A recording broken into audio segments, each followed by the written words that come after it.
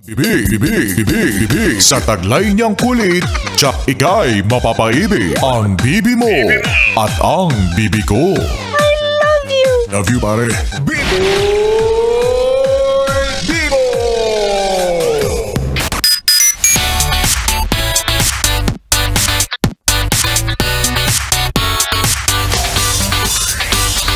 Yes, friend! 101.1 Yes, FM. At kasama mo na ang bibi mo sa radyo, DJ B-Boy Bibo! Yes, friend! Tapos na ang araw ng mga bayani. Pero heto tayo, tuloy sa pagtatrabaho. Ay, kaya naman Happy National Heroes Day pa rin sa'yo na pumasok sa trabaho kahit na pwede naman palang mag-work from home, no? Yan ang sinasabi ko sa'yo. Hindi ka nagbabasa ng GC ninyo. Ano? Ikaw lang nasa opisina nyo. Sabi na idol mo talaga ako magka-apelido na talaga tayo mula ngayon, Bibo na rin ang apelido mo, ha? Okay na yan, 'di ba? Kaysa naman nasa bahay ka lang.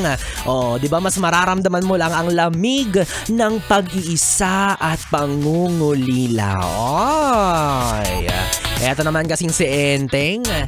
Alam mo na nga kulang tayo sa lambing, landing pa ng landing.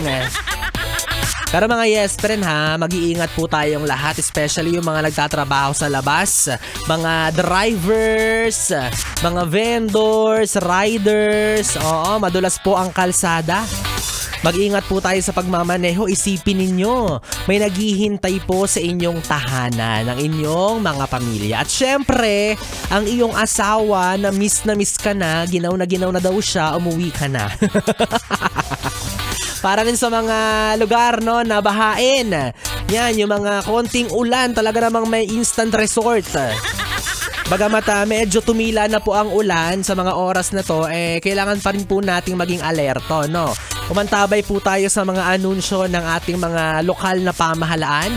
At para bukas, ayan, nagbalita na po, nag-update na po na sinuspende na ng Malacanang ang pasok ng mga estudyante mula sa mga pampublikong paaralan sa Metro Manila. At syempre, yung mga nagtatrabaho sa gobyerno. So yung mga hindi po nagtatrabaho sa gobyerno, hindi kayo empleyado. Submarine kayo, ha? Pakitandaan.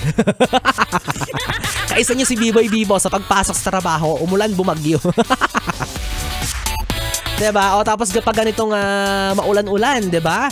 Mag-charge na rin kayo ng inyong mga gadgets, especially yung mga cellphone, para may pang-contact kayo in case of emergency or kapag nawala ng kuryente. And of course, kapag kinakailangan na pong lumikas na po tayo. Wag na matigas ang ulo. Mahirap pong kalaban ng kalikasan, hindi tayo mananalo. Alam mo na ngang may bagyo, inuna mo pang magpaluto ng bilo-bilo at champurado.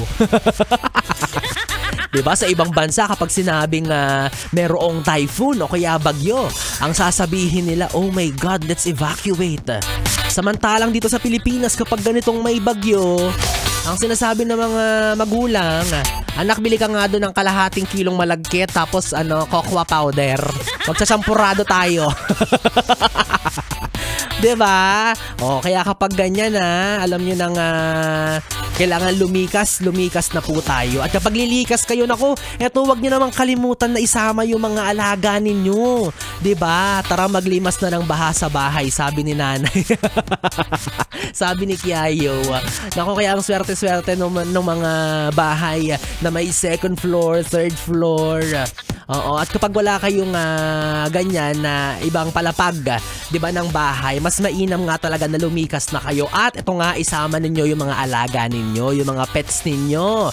Lalo na yung mga asong nakatali. Uy, huwag niyo naman silang iwanan, kawawa naman. Alam mo naman siguro yung pakiramdam ng maiwan, 'di ba? Napapanood mo naman siguro sa mga teleserye at drama kapag iniiwang luhaan yung bida sa ilalim ng malakas na ulan. Alam mo yan, relate ka dyan, 'di ba? Kaya yung tubig na bumabagsak mula sa langit, baka hindi talaga ulan yan. Siguro luha mo yan matapos kang iwan. Char! Wala na may CS pre na keep safe sa inyong lahat. Makakasama nyo ako mula alas 12. Alam mo, alas 12, gabi agad. Uwian na. Halatang gusto na umuwi ni Biboy Bibo. Boss, baka pwede na ako umuwi, baha po sa amin. Bumabaha na mga chismos. Wala na may siyas, friend, ako na ngayong kapiling DJ Biboy Bibo, ang DJ na single, ready to mingle, basta walang label na pwede mong makatabi mula alas 9 hanggang alas 12 para sa ating BB Time. Dito pa rin at dito ka lang sa istasyong No Problem, ang 101.1 Yes FM. Yes FM!